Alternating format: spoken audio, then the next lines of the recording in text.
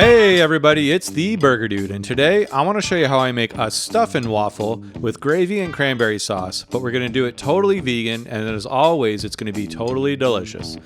Now, of course, we all know that the best part of holiday dinners is the leftovers, and if you have leftover stuffing, the good news is this is unbelievably easy to whip up. But that being said, if you're watching this video and you don't have any leftovers handy, and you're thinking, dang it, I want to make a stuffing waffle, well, fret not, because I'm going to show you how to make this in a jiffy as well. So, let's get it started. We're going to start with the cranberry sauce, and if you do this, don't. It makes everybody sad. It's very easy to whip up some fresh cranberry sauce with actual cranberries like that. And then next we're going to add in some orange juice. You can use freshly squeezed or be lazy like me and get some from the store. And then we're going to do half a cup of organic sugar and then half a cup of maple syrup. And then next up is some pumpkin spice. And if you don't want to put this in there, you don't have to, but I personally like it. I think it tastes great. It's cinnamon, cloves, nutmeg, that sort of stuff. And then we're going to give this a nice stir and get everything kind of combined while we bring it up to heat. And then speaking of heat, I felt like doing a little experiment, so I added in some of this hot sauce. Now, obviously, you don't have to do this. I liked it. It did make the cranberries pretty spicy because I think that hot sauce is a little bit more powerful than I was anticipating. But if you want to just throw in a little bit of cayenne, that's nice too, but you don't have to throw in spicy stuff if you don't want to. But spicy or not, what we're going to do for the next 20 minutes or so is just kind of hover over these berries and watch out because they actually will start popping and there's going to be hot berry juice coming at you. So watch your face as I learned the hard way because it got me right in the eye. You can also smash the berries along the side of the pan as I'm doing here, but just keep stirring them and they'll do their thing. Eventually, they're going to thicken up quite a bit. And even though it looks pretty liquidy here, I did decide to pull it off because I've made this before. And I know after they chill in the fridge for a bit, it's going to come out perfect like that. So don't worry if it seems a little bit liquidy. They are going to firm up quite a bit once you cool them. And now, onto the stuffing, of course. So I am using this as a shortcut because I don't feel like drying out a bunch of bread. And if you look at those directions, that's going to give us some pretty boring stuffing. So let's see if we can upgrade this a bit. And what I'm going to do is get about a quarter cup of vegan butter. And I'm going to melt that in a pan over some medium heat. And give it a swirl to make sure it all gets nice and melted. And next what we're going to do is we're going to get some celery. And normally I would put an onion in here as well, but I was making this for my girlfriend and she has an onion sensitivity. So if you do want to put an onion in, this is a good time to do so. And then swirl those around in that butter, get them all nice and coated. And the next thing we're going to do is we're going to use some Beyond sausage.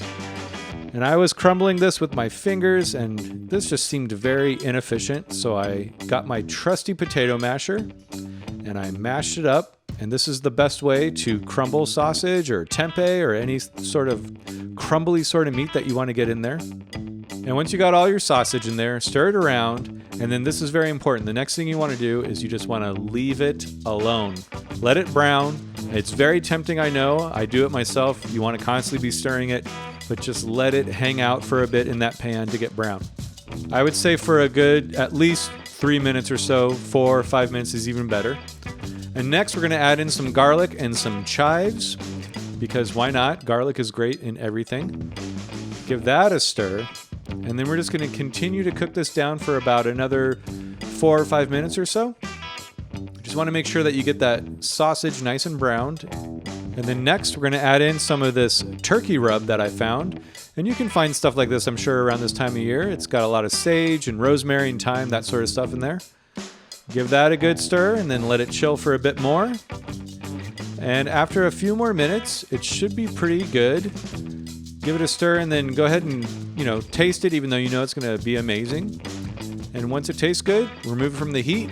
And now we're going to get our vegan chicken stock together. And this is the stuff I'm using. It's great. I'll leave a link in the description if you want to get some yourself. We're going to add in about a quarter cup or so of vegan butter again. We're going to let that melt. Do a nice time lapse of it melting. Once it's melted, we're going to remove it from the heat. And then we're going to add in those stuffing breadcrumbs that we got. And next, we're going to add in some freshly chopped parsley. And then our sausage and celery mixture. And this is going to be really good stuffing, especially for the amount. I mean, this took, I don't know, half an hour or so to make. And it's just as good, if you ask me, as the stuff that takes, hour and a half or however long it takes. And I tasted it. It was good. Give it a cover for about 5 minutes. And then it's basically done. You fluff it with a fork.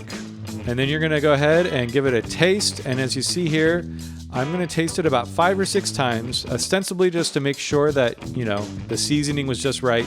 But really it was because it was so freaking good. And I was very surprised, considering, that I used a stuffing mix, how good it turned out. But it was really fantastic, especially with all the upgrades that we gave it. So stash that in the fridge, and now we're going to make the gravy. So more vegan butter. There's a lot of butter in this recipe, but that's okay because it's the holidays, and we're allowed to have a lot of butter during the holidays. And we're going to make a roux. So you're going to do equal parts vegan butter to flour and just add in a tablespoon of flour at a time. Whisk it, make sure you get it all nice and combined. And then once you have a 1/4 cup of flour and butter combined like that, it's time to add in our no beef base beefless broth. Or you could use veggie broth or that chicken broth again, the vegan chicken broth, whatever you like.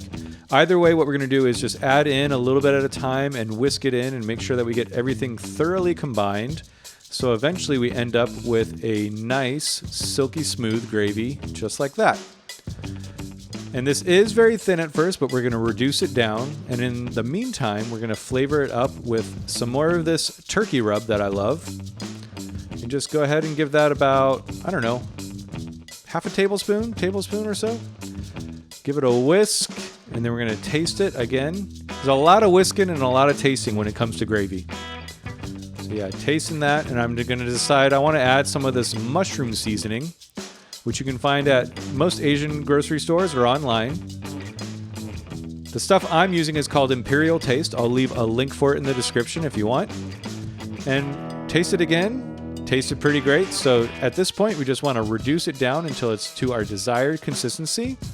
And that's about what I like. So I pulled it from the heat, and now it's time to make that dang waffle that we've been waiting for. So now that we've got our stuffing, it's been in the fridge for a while, we're going to fluff it up with a fork. Of course, we're going to taste it just to make sure it still tastes good. And of course it does. Next, we're going to get a bowl, and we're going to put about a heaping cup of that stuffing in there. And then next, we're going to add in some vegan Parmesan. This is not totally necessary, but if you have access to it, it's nice. We're also going to add in 2 tablespoons of just egg, but you could also just use plant milk. You basically just need something wet to bind it all together so that it'll form a nice, cohesive stuffing ball that we're going to throw in a waffle maker in a little bit. So get your hand, or both your hands in there. Form a ball like that, and don't leave any scraps behind. It should look like something like that. And I ended up with 3 of them. Add them to the fridge while we heat up our waffle maker. Once it's heated up, add one of those balls to it, and then smash that ball. And then a few minutes later, bam, look at that. Stuffing waffle. So freaking fantastic. And I really don't understand why this isn't more ubiquitous. Like, why haven't I been eating stuffing waffles my whole dang life? I've only recently discovered them. But either way, it's okay, better late than never. Let's add some mashed potatoes on top, and then we're going to give it a very liberal drizzling of that gravy. And I do mean liberal. I want you to just really go to town, because you can't have too much gravy. I don't think there is such thing as too much gravy. I could be wrong. I'm not very often wrong about gravy, but I could be wrong.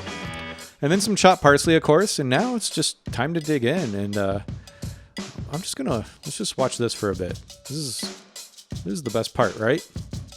Oh, wait. This is the best part. You got to get a bite with the mashed potatoes. Look at that. That's the bite. I mean, look at that texture. You got the caramelized stuffing, and then it's still kind of soft on the inside. It's just wonderful. You could also do some cranberry sauce on top. And honestly, I think I might have actually dug this better than the gravy. I know. It's weird, but you could also put gravy on top of the cranberry if you want. If you want to get real wild. I don't know why I didn't do that. I should have done that. Next year we'll do it. There you go. There's another one of those bites where you can just get a little bit of everything in there. I mean, look at that. You got the stuffing waffle, the cranberry sauce, and the mashed potatoes. It really is a fantastic trio. I really think y'all should make this recipe. Let me know how it goes. You know, whether it's the middle of April or it's the morning after a holiday dinner. If you want to be the breakfast hero, just make this stuffing waffle for your friends and family, and it's going to knock their socks clean off.